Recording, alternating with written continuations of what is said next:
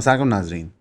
Israel ने Iran के साथ तो सीज़ फायर कर लिया, लेकिन साउथ लेबनान पे बमबारी करते हुए उनको कोई परेशानी, हिचकिचाहट या घबराहट नहीं हुई।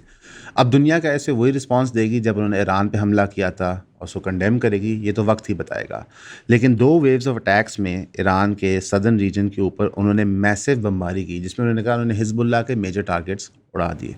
उस इलाके की जियोपॉलिटिक्स समझने के लिए आपको अंडरस्टैंड करना पड़ेगा ईरान की लॉन्ग फॉरेन पॉलिसी प्रॉक्सीज़ को सपोर्ट करने की। हर मुल्क के अंदर डिफरेंट प्रॉक्सीज़ को सपोर्ट करता है, लेकिन हिजबुल्लाह साउथ लेबनान के मेजर हिस्से को अपने कंट्रोल में करने में काफ़ी सक्सेसफुल रही है। और इसराइल समझता है कि उसकी कमर तोड़ना इंतहाई ज़रूरी है उसके लिए, अगर वो रीजन में सिक्योरिटी और सेफ्टी मेंटेन करना पड़ता है।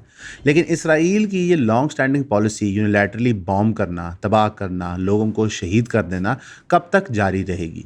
इसलिए हम बार बार इस चैनल पे भी और उम्मत भी ओवरऑल कॉल देती है मुश्तरका दिफा की। हमारे इंटरनल इख्तलाफात जो मर्ज़ी हों, हमारी पॉलिसीज़ का डिफरेंस जो मर्ज़ी हो, हम इसराइल को अलाउ नहीं कर सकते कि वो इस तरह हमारी टेरिटरीज़ के अंदर आके बमबारी करे। उसकी वजह ये है कि जब वो बमबारी करता है, लोगों पे जुल्म और सितम करता है, उनको शहीद करता है, उसके बाद एक एनवायरनमेंट और फ़िज़ा कायम की जाती है कि यहाँ पे इंटरवेंशंस की ज़रूरत है। इन इलाकों को किसी फॉरेन वेस्टर्न पावर की हेल्प की ज़रूरत है। तो एक तरफ से इज़राइल डेमोलिशन का काम करता है, फिर उसकी रीबिल्डिंग के प्रोसेस के लिए अमेरिका स्टेप इन करता है। ये पूरी की पूरी मिडल ईस्ट की फॉरेन पॉलिसी रही है अमेरिका के पर्सपेक्टिव से। अगर आप कतर जैसे मुल्कों की बात करो, तो वो इस चीज़ को फ़ोरसी करते हुए पहले ही उनको बेसें दे देते हैं। ईरान ने अब सबूत सामने डालना शुरू कर दिया है कि जनाब जो बेसिस थी मिडल ईस्ट के अंदर मुख्तलिफ अरब ममालिकान में, वो अमेरिका इस हमले के अंदर यूज़ करता रहा है without host country knowing. Even जब आपको बेस दी जाती है, तो वो अजम्पशन ये होती है कि होस्ट कंट्री को हर प्लान के अंदर शामिल किया जाएगा, उनको बताया जाएगा। लेकिन अमेरिका उन बेसिस के थ्रू यूनिलैटरली ऑपरेशन करता रहता है, जिसकी वजह से मिडल ईस्ट का जो क्राइसिस है वो वक्त के साथ वर्सन ही हुआ जा रहा है। कोई उसमें रिलीफ नज़र नहीं आ रही। जब ईरान के ऊपर बमबारी रुक गई तो लबनान पे शुरू होगी।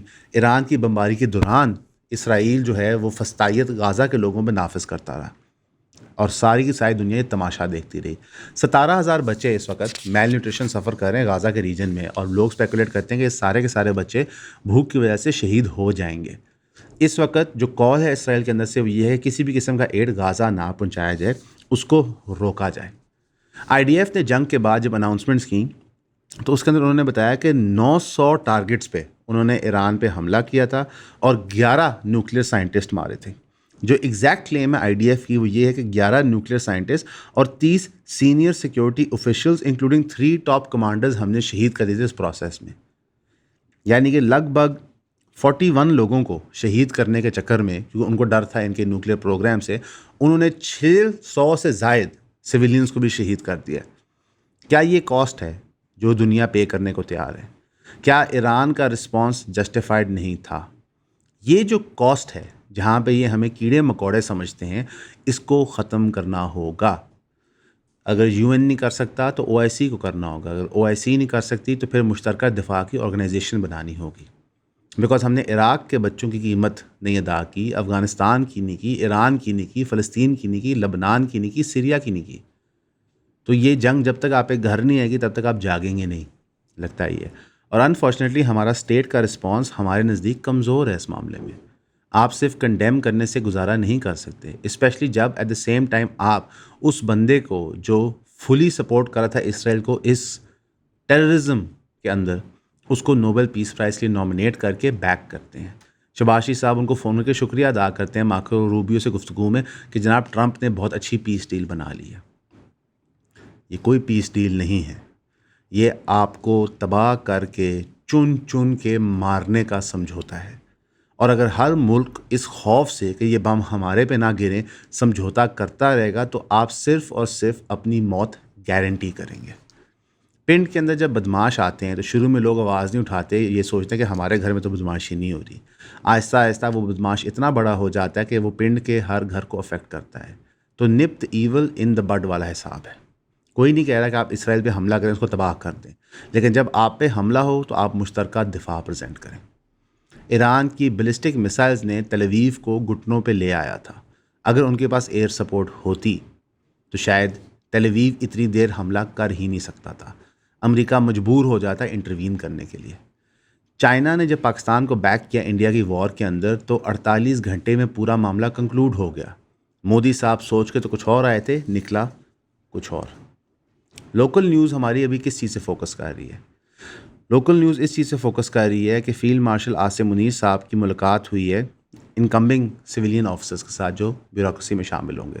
उन्होंने बात की है कि हमारी सिविलियन ब्यूरोक्रेसी इंडिस्पेंसिबल है, वो कितनी ज़रूरी है हमारी कौम और मुल्क के लिए। वो चाहते हैं कि जो मिलिट्री ब्यूरोक्रेसी सिविलियन ब्यूरोक्रेसी का गैप है, लैक ऑफ अंडरस्टैंडिंग है, वो ओवरकम हो जाए। ये एक अनप्रेसिडेंटेड मूव थी।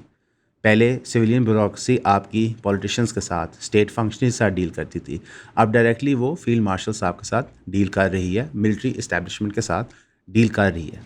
जो एक लिबादा होता था जमहूरियत का, पहले ओढ़ा जाता था, वो कम्प्लीटली ख़त्म कर दिया गया। और ये भी पावर प्ले डोनाल्ड ट्रंप के ही खाते में जाती है कि जब उन्होंने फील्ड मार्शल आसिम मुनीर साहब को लंच की दावत दी और वो वहाँ पे गए तो उन्होंने वर्चुअली पूरी सिविलियन गवर्नमेंट को साइडलाइन कर दिया था।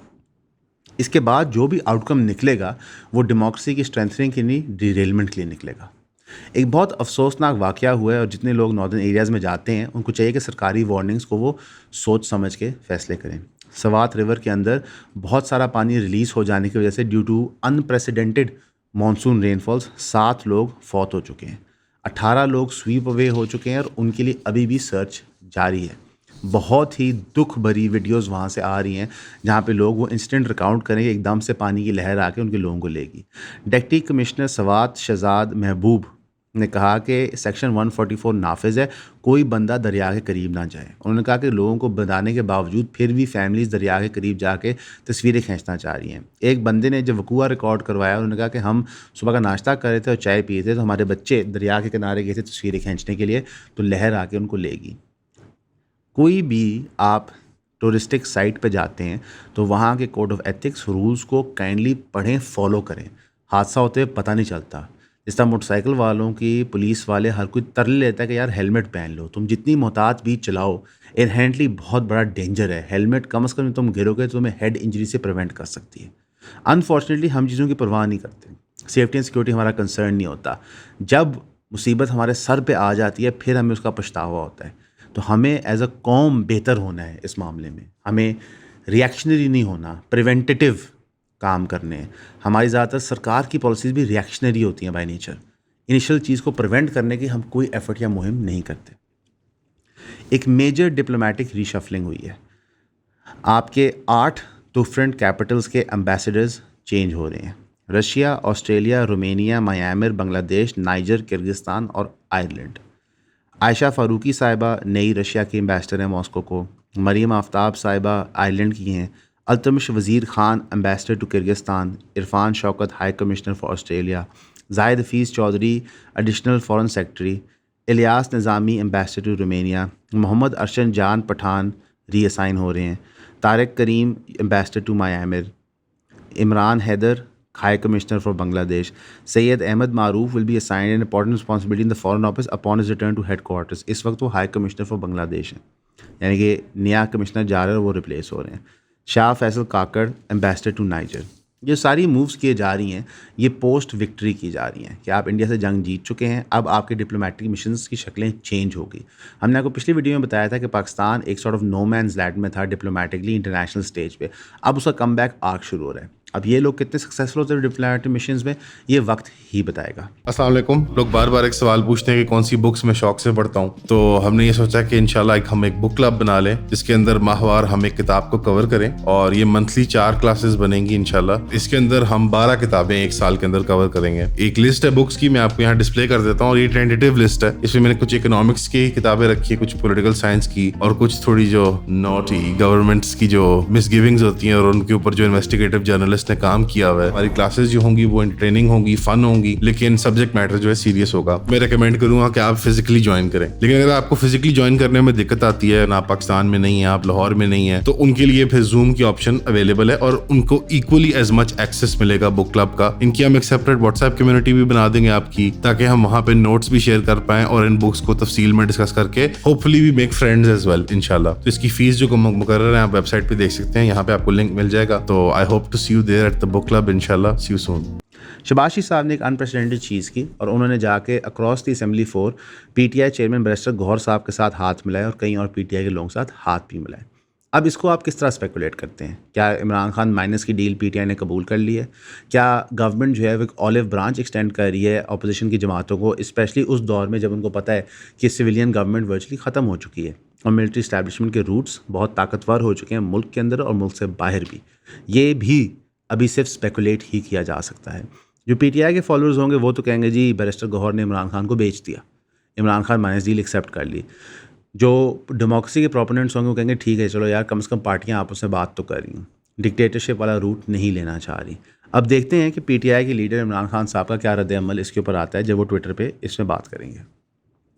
जुनैद अकबर साहब जो प्रोविंशियल प्रेसिडेंट हैं केपीके के, उन्होंने कहा कि पार्टी के लीडर का एक्सेस लिमिट कर दिया गया है, सिर्फ चंद लोगों को इजाज़त दी जाती है उनसे मिलने की, बाकी सारे लोगों को साइडलाइन किया जाता है। तो हम किसकी डायरेक्टिव माने, किसकी डायरेक्शन माने, चीज़ें आगे कैसे लेके चलें? ये एक जेन्युइन बहस है जो पंजाब की लीडरशिप भी पीटीआई की करती है। आलिया हमजा साहबा कहती हैं कि जब आप हमें मिलने ही नहीं देंगे, अंदर बात ही नहीं करने देंगे, तो फिर हमें कैसे पता है कि हमारा लीडर क्या कह रहा है? स्पेशली बिकॉज जब बैरिस्टर सैफ जाके अंदर मिलते हैं और कहते हैं बजट का इमरान खान साहब ने ऑल ओके दे दिया है, केपी गवर्नमेंट बजट अप्रूव करती है, फिर इमरान खान साहब तरदीदी ट्वीट कर देते हैं कि जनाब ये आपने क्या कर दिया है, तो अवाम में जेन्युइन कन्फ्यूजन बनता है। इसकी वजह से अली मीन गंडापुर साहब को भी गालियाँ पड़ रही हैं, उनके भाई को भी पड़ रही हैं, शेख वकास अकरम को भी पड़ी हैं, बैरिस्टर सैफ को भी पड़ी हैं, and people don't know who to believe. Shahbaz Gill साहब अपना प्रोपेगेंडा चला रहे हैं, इमरान रियाज खान साहब अपना चला रहे हैं, हर तरफ से एक डिफरेंट आवाज़ निकल रही है और हर कोई कह रहा है कि इमरान खान साहब का ये मौक़िफ़ है। ये एक बड़ी क्लेवर स्ट्रैटेजी है मिलिट्री इस्टेब्लिशमेंट की, लोगों को स्मोक एंड मिरर्स के थ्रू कंफ्यूज करने के लिए। और अनफॉर्चुनेटली क्योंकि ये लोग हिस्ट्री का मुतालिया नहीं करते या अंडरस्टैंड नहीं कर पाते कि ये प्लेबुक पहले भी इस्तेमाल हो गई है। मैकेनिज़म्स बिल्ड होने चाहिए थे इस प्लेबुक को रोकने के लिए। ये तभी हो सकते हैं जब पार्टी का कोई मेन फ्रेम कॉन्स्टिट्यूशन हो, पावर जो है वो पार्टी में इन्वेस्ट करे एज अपोज टू इंडिविजुअल। यहाँ पे डेमोक्रेसी की याद आती है। आप हेडलेस मॉन्स्टर ना बन जाएं, जिस तरह नून लीग बन जाती है, जिस तरह पीपीपी बन जाती है, जिस तरह अब पीटीआई बनी हुई है, किसी को डायरेक्शन मिल ही नहीं रही। इसलिए इंटरनल डेमोक्रेसी पार्टी की होना इतना क्रिटिकल होता है।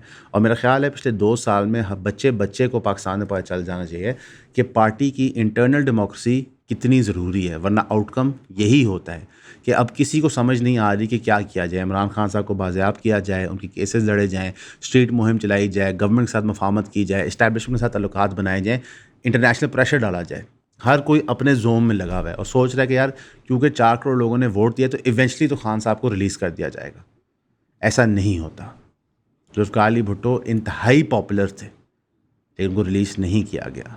कतन मैं नहीं कहता कि यही आउटकम निकलेगा इमरान खान साहब का, अल्लाह ना करे ऐसा भी कोई डिसीजन हो, लेकिन रियलिटी ये है कि इमरान खान साहब जिधर जाके फंस गए हैं, जिस करंट जियोपॉलिटिकल सिनेरियो में फंस गए हैं और इंटरनल सिनेरियो में फंस गए हैं, वहाँ से किसी मफाहमत से ही बाहर निकलना समझ आता है, स्ट्रीट मूवमेंट से नहीं आता।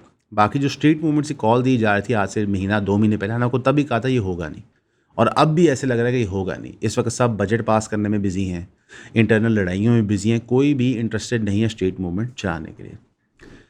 रिजर्व सीट से केस के अंदर एससी का बेंच डिसॉल्व हो गया है क्योंकि जस्टिस सलाउद्दीन पनवार ने कहा कि मैं अपने आप को रिक्यूज़ कर रहा हूँ इस मैटर से। मैं इसलिए रिक्यूज़ कर रहा हूँ क्योंकि उन्होंने कहा कि लॉयर्स ने ऑब्जेक्शंस बहुत रेज किए कुछ जजेस की इंक्लूजन के ऊपर, लिहाजा मैं इस बेंच से निकल जाना चाहता हूँ। यानी कि रिजर्व सीट्स का मामला जो 2024 के इलेक्शन से लेकर अभी तक चल रहा है, जिसके ऊपर पहले आपका इलेक्शन कमीशन डिले कर रहा था, अब उस पर सुप्रीम कोर्ट भी डिले कर रहा है। ये रिजर्व सीट नहीं दी जा रही। अगर तो आपने नून को देनी है तो दे दें, अगर आपने पीटीआई को देनी है तो दे दें, लेकिन दे दें, डेमोक्रेसी के तकाजे तो पूरे करें ना।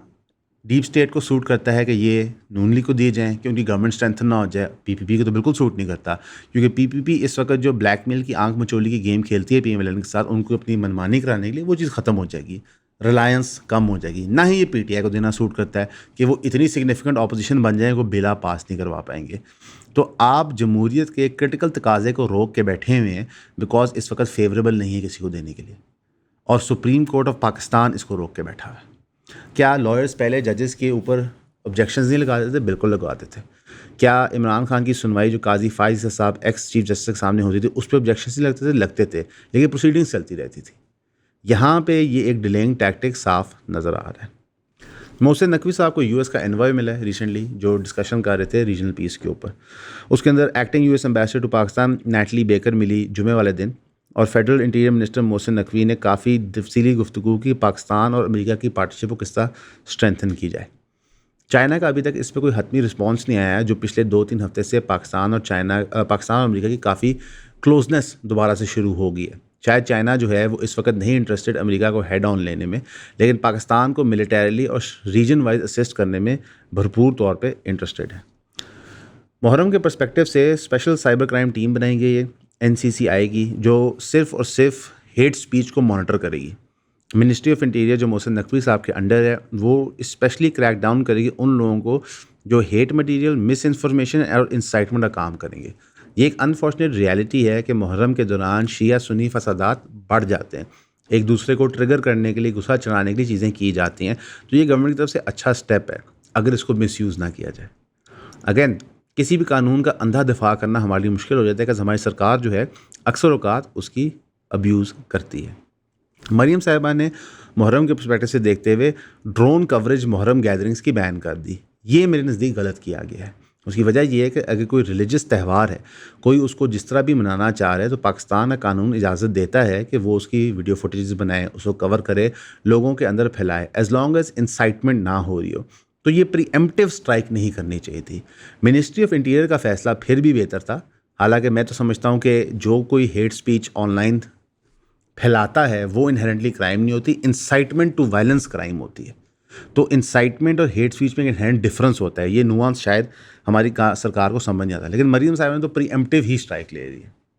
हज 2026 की रजिस्ट्रेशन जुमे वाले दिन शुरू हो चुकी है, क्योंकि सऊदी अरबिया चाहता है कि इस दफ़ा पहले रजिस्ट्रेशन हो ताकि जो पिछले साल फियास्को हुआ है वो ना हो। लेकिन अभी तक क्लैरिटी नहीं आ रही कि जिन लोगों के पैसे फंसे हुए हैं पिछले साल के हज स्कैंडल के अंदर, तकरीबन कुछ 60,000 लोग या 62,000 लोग बनते हैं, उनका क्या रिजल्ट बनेगा। तो मिनिस्ट्री ऑफ रिलीजियस अफेयर्स जब इस हफ्ते अनाउंस करेगी ऑफिशियल डेट्स हज रजिस्ट्रेशन की, तो तब हमें पता चलेगा कि पुराने लोगों का क्या मामला बनना है।